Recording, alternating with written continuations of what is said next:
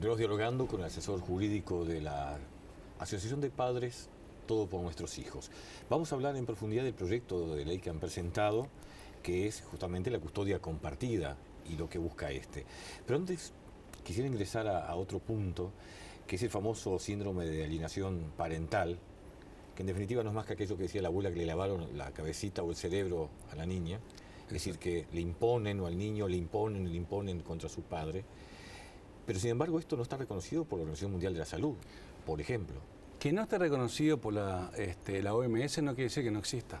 Yo me acuerdo que hace mucho tiempo tenía un amigo que estudiaba conmigo que decía, tengo burnout, estoy quemado, decía. Sí, y todo el mundo lo miraba y se reía. Después empezaron la gente los ataques de pánico y uno decía, no, pero los ataques de pánico es todo verso. Y después terminaron siendo reconocidos.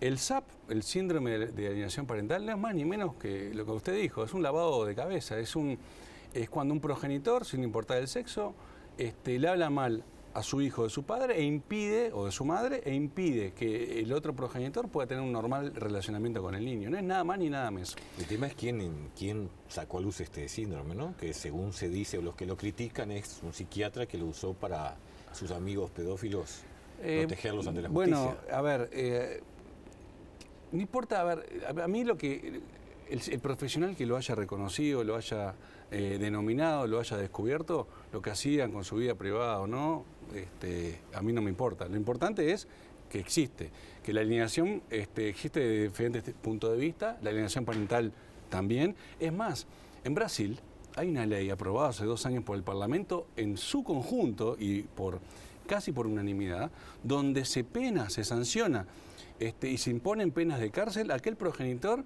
que aplica el SAP. Entonces, ¿cómo es que no existe? Entonces, los legisladores brasileños, los casi 500 diputados del Parlamento brasilero no saben nada, mandan presos a sus ciudadanos porque se les antoja. No.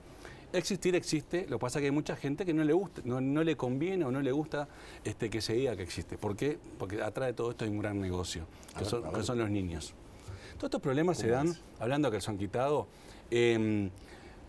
muchas veces cuando hay una conflictividad en la pareja, por lo general pueden suceder muchas cosas, pero las principales causales son 2, el resentimiento y el dinero.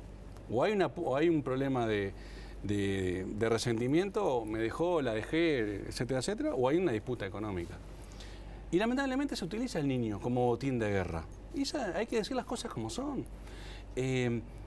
Cuando se hace una falsa denuncia por parte de un progenitor que le hizo esto al niño, le hizo esto a lo otro, ¿cuál es la necesidad de estar llevando al niño, exponiéndolo, cuando a sabiendas de que esa denuncia es mentira? ¿Por qué lo hacen? Porque lo están usando. Y lo que tenemos que tratar los mayores es de sacar al niño de esa escena, de esa batalla, por decirlo de una forma, y preservarlo, porque es lo más sano y es ese niño es la figura más débil en esa relación y la que no se puede defender. Y como no se puede defender, tenemos que, entre todos, tratar de preservarla, ayudarla y evitar que padezca todas esas situaciones. Le comentaba a un amigo que pasa por esto, que íbamos a hacer este programa y hablar con usted, y me decía, es más o menos lo que dijiste de Dolores. Nosotros hacíamos un informe, que creo que, bueno, en definitiva lo dijo también el presidente de la República, ¿no? Que una cosa es ver las imágenes de los destrozos en la ciudad de Dolores y otra cosa es estar ahí para vivirlo, para haberlo visto, el destrozo, cómo quedó, lo que se vivió. Y él me decía, en este caso es lo mismo. Podés hablar mucho, vas a hablar mucho, pero es mucho más grave lo que se vive de lo que se puede decir o demostrar. ¿Lo siente así? No, totalmente de acuerdo. Es más, cuando se dice, ahora vamos a entrar a hablar del proyecto de ley, pero cuando se dice que la custodia compartida no es la mejor solución, yo lo digo con el mayor de los respetos, porque yo me dedico a la abogacía, no a la psicología, pero los pocos casos que han habido en el Uruguay, el 100% han sido exitosos. Es decir, que luego de una separación traumática, con problemas judiciales, conflictos, etcétera, etcétera, los tribunales, por X motivo, han otorgado la tenencia compartida. Los casos han sido totalmente eficaces. Es un instituto que ha preservado al menor en su máxima expresión. Por supuesto que no es perfecto. Porque ¿qué es lo perfecto cuando dos personas se unen, se casan o deciden irse a vivir juntos y tener un hijo? Que esa unión dure para siempre. Lamentablemente, y sin atribuir responsabilidades, eso no sucede. Es más, cada día hay más separaciones que matrimonios, por ejemplo. Pero es un dato de la sociedad. Ahora bien, con ese dato, ¿qué hacemos con los niños? Si no los sacamos de la cena, vamos a tener un gran problema. Hoy, ¿cómo está el sistema bien? Lo de la tenencia, lo de la guarda compartida, que se divorciaron, pero tienen que hacer un juicio aparte por el tema de los niños. Por cada tema, por cada conflicto, diríamos, por cada pareja, hay que hacer un proceso por cada tema independiente. Es decir, si un padre o una madre quieren una pensión, tienen que ir al proceso común de pensión. Si quieren las visitas, tienen que ir a las visitas. Si alguien quiere la tenencia, tiene que ir a un juicio de tenencia, etcétera, etcétera. Lo que marca la realidad es que en el 95 o 97% de los casos aproximadamente, la tenencia se la da a la madre. Es algo que es llamativo, ¿no? Porque hoy en día estamos hablando las mujeres hablan de igualdad de derechos, lo cual me parece una lucha muy loable. Pero esa igualdad de derechos la piden, pero no la dan.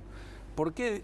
Yo pongo un ejemplo. Si padre y madre decidieron tener un hijo en común, con un proyecto de vida, y cuando viven en común, bajo el mismo techo, por decirlo de alguna forma, tienen los mismos derechos sobre ese niño. ¿Por qué cuando se separan, una de esas figuras paternas deja de tener los mismos derechos y pasa a estar relegada en un costado? ¿Por qué? Porque si la familia es la base de la sociedad, como lo dice la Constitución, estén o no juntos, como tienen un niño o más de un niño en común, van a ser siempre una familia, con diferentes modalidades. Entonces, los jueces terminan en los hechos separando, por lo general, al padre de todo el desarrollo de ese niño, y eso es lo que entendemos que está mal. Y después están los tiempos judiciales también, ¿no? Bueno, eso es un horror, pero quiero que hará una lanza por el Poder Judicial. Muchas veces no es culpa solamente del Poder Judicial, sino del Parlamento, que vota leyes sin asignar los presupuestos, que vota leyes que son de difícil cumplimiento, o que vota leyes y después las termina aplazando por años, como pasa con la nueva reforma del Código Procesal Penal. Pongo un ejemplo. Los juzgados de familia hoy en día están saturados, ¿correcto? El Poder Judicial tiene un problema de que no fue contemplado en el tema del presupuesto. Lo ha dicho el propio presidente, lo cual compartimos que a partir del segundo semestre se va a vivir una emergencia desde el punto de vista económico. Los juzgados de familia, como dijimos, están saturados y acaban de sacar 2 juzgados de familia para asignarle esa competencia a los juzgados de violencia doméstica. Quiere decir que los juzgados de familia, si ya eran pocos y no dan abasto, con 2 menos, están al borde del colapso. Pero lo que viene ahora es peor. Se habla que a fin de año se piensa sacar también 2 juzgados más. Entonces, lamentablemente, el legislador vota leyes, vota normas, pero no asigna los presupuestos. Entonces termina la situación siendo un desastre. ¿A usted el hecho que se demore tanto es por lo saturado de los juzgados?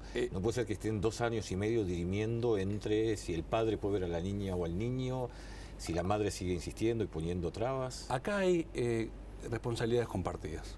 En primer lugar, los primeros responsables son los 2 progenitores. Vamos a decir las cosas como son. Porque lamentablemente no se han podido poner de acuerdo en lo más lindo que pueda tener una pareja, que son los hijos. Porque se puede haber acabado el amor, pueden tener disputas económicas, pero el niño hay que tenerlo y cuidarlo lo mejor posible. En segundo lugar, el Poder Judicial. Porque el Poder Judicial, teniendo las herramientas, que las tiene, porque la custodia compartida no es un invento, hoy ya existe, el problema es que no se aplica. El Poder Judicial, teniendo las herramientas, no las aplica. El Poder Judicial viola flagrantemente no solamente los derechos del niño, sino los derechos de los padres. Viola el principio de igualdad, lo acabo de mencionar, no puede ser que 2 personas que supuestamente son iguales ante la ley, en el 97% de los casos hay la tenencia a favor de un sexo y en el 3% o menos a favor del otro sexo. ¿Cuál es el problema? ¿No era que somos iguales todos ante la ley? ¿No se estará discriminando? Por supuesto que se termina discriminando.